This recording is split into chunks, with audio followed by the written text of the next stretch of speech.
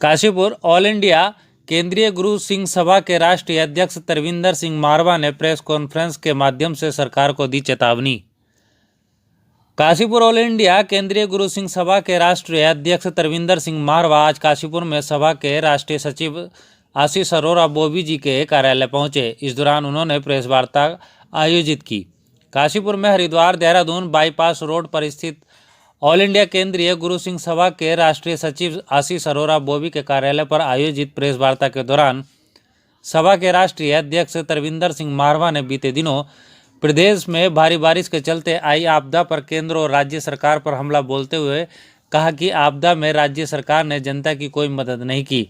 आपदा में आम जनता से लेकर किसानों तक जबरदस्त नुकसान हुआ है।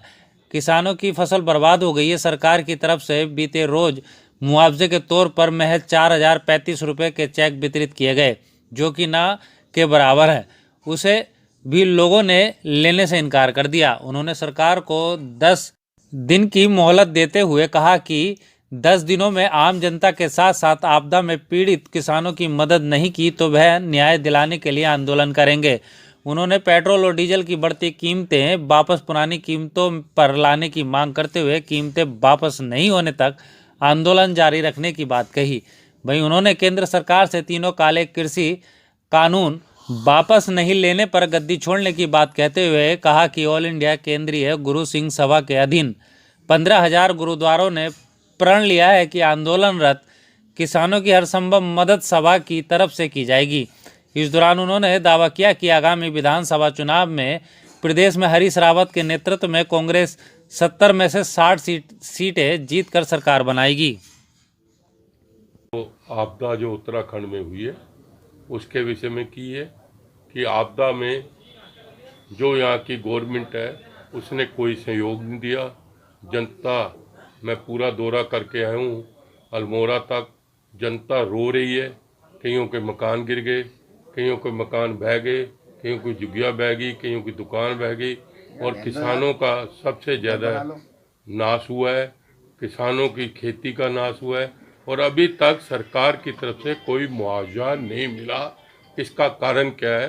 कल सिर्फ चीफ मिनिस्टर ने 4,035 के चेक बांटे हैं जो कि ना के बराबर है और लोगों ने चेक लेने से इनकार कर दिया है। मैं सरकार को चेतावनी देता हूं कि अगर आपने 10 दिन में किसानों के लिए और जिनके मकान गिर गए हैं उनके लिए, जिनकी झुग्गियां चली गई हैं, जिनका बिजनेस ठप हुआ है, अगर उनकी मदद नहीं की तो हम आपके खिलाफ आंदोलन करेंगे और उनको न्याय दिलवाएंगे हर हालत में। दूसरी बात, महंगाई जो चल रही है, आज महंगाई जो है चरम सीमा पे है। डीजल पेट्रोल की हर एक की ज़रूरत है। डीजल पेट्रोल की कीमतें जो है बहुत ही अधिक बढ़ रही हैं, 100 से पार कर चुके हैं। मैं सरकार को चेतावनी देता हूं कि आप डीजल और पेट्रोल की कीमतें वही 60 और 70 रुपये में लेकर आओ, नहीं तो उसके खिलाफ भी हम आंदोलन करेंगे। जब तक कीमतें कम नहीं करोगे हम आंदोलन करते रहेंगे। और 3 काले कानून अगर आपने वापस नहीं लिए तो आपको गद्दी छोड़नी है। और मैं ऑल इंडिया केंद्रीय गुरु सिंह सभा, जिसके अधीन 15,000 गुरुद्वारे आते हैं, उन्होंने प्रण किया है कि किसानों में को जो मदद चाहिए होगी हम सारी सिंह सभाओं की तरफ से उनकी मदद करेंगे।